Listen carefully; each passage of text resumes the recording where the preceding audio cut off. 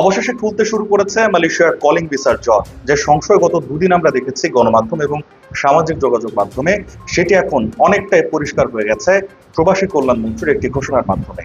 গতকাল বাংলাদেশের প্রবাসী কল্যাণ ও বৈদেশিক কর্মসংস্থান মন্ত্রী আরিফুল হক চৌধুরী তার নিজ মন্ত্রণালয় প্রবাসী কল্যাণ ভবনে ঢাকার একটি গণমাধ্যমকে একটি সাক্ষাৎকার দিয়েছেন।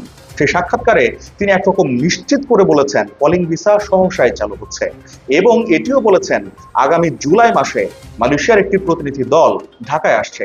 সেই প্রতিনিধি দলের নেতৃত্ব দেবেন মালয়েশিয়ার মানব সম্পদ মন্ত্রী। অর্থাৎ এটি একটি যৌথ ওয়ার্কিং গ্রুপের বৈঠক হতে চলেছে। যদি যৌথ ওয়ার্কিং কমিটির বৈঠকটি হয় ঢাকায়, সেক্ষেত্রে কিন্তু কলিং ভিসার পরবর্তী যে শর্ত এবং অন্যান্য আলোচনা সেটি এগিয়ে যাবে। প্রবাসী কল্যাণ মন্ত্রীর সে বক্তব্যটি একটু দেখে আসি। পজিটিভ, এবং এটা ইনশাআল্লাহ এই যে জুলাই মাসেই আপনার দেখবেন ইনশাআল্লাহ আমাদের ওই দেশের মন্ত্রী মহোদয়রা এখানে আসবেন। আমরা আশা করি, আমরা যেটুকু আশা করেছি সেইটুকুই, এবং খুব সহসাই এর জট খুলতেছে। জুলাই মাসেই আপনারা পজিটিভ দিন দেখবেন। মন্ত্রীর এই ঘোষণায় কিন্তু একরকম পরিষ্কার হয়ে গেছে, দূর হয়ে গেছে সংশয়। কলিং ভিসা খুব শিগগিরই চালু হচ্ছে সেটি এখন নিশ্চিত করেই বলা যায়। তবে সেটি কোন পদ্ধতিতে চালু হবে সেটি নিয়ে কিন্তু এখনো প্রশ্ন রয়ে গেছে। যদিও প্রবাসী কল্যাণ মন্ত্রী বলেছেন এবারের কলিং ভিসায় কোনো সিন্ডিকেট থাকবে না এবং স্বচ্ছতার ভিত্তিতে এটি খুলে দেওয়া হবে। দুই মন্ত্রী এবং দুই দেশই নাকি এতে সম্মত হয়েছে।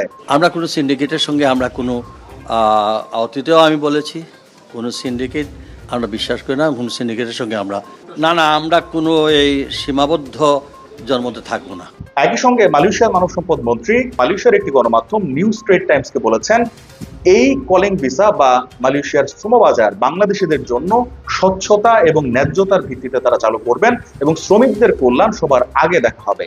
দুই মন্ত্রীর বক্তব্য থেকে স্পষ্ট, দুই দেশ চায় কলিং ভিসা বা এই শ্রমবাজার যাতে করে স্বচ্ছতার ভিত্তিতে চালু হয়।